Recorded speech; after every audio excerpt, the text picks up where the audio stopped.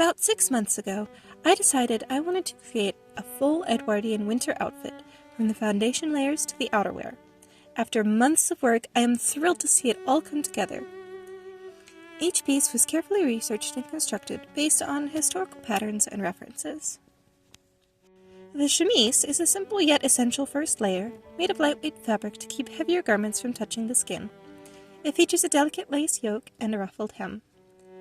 The hip pad is a small padded form that ties around the waist, helping to create the fashionable S-bend silhouette by adding fullness at the back. The corset is made from pink brocade and black lace, designed for dramatic curves with surprisingly little boning.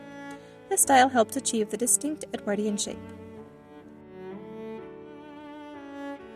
The corset cover is adorned with lace and soft gathers, creating the iconic pigeon-breasted look that was so popular in the early 1900s.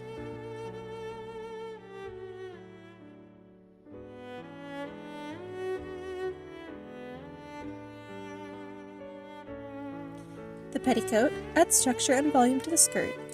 It features a back drawstring and is made of stiffer cotton to help shape the overall silhouette.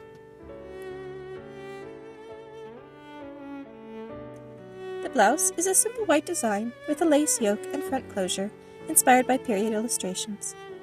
Blouses like this were a staple in Edwardian wardrobes, often paired with tailored skirts. The skirt, drafted from the Keystone jacket and dress cutter, was the main inspiration for this entire ensemble. It's made from a soft, warm wool in gray and rose plaid. It's fully lined, and of course, it would not be complete without pockets.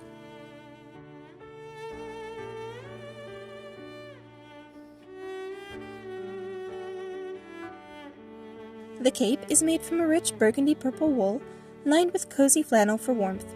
It features a faux fur collar and front trim, plus black bias tape details for an elegant finish.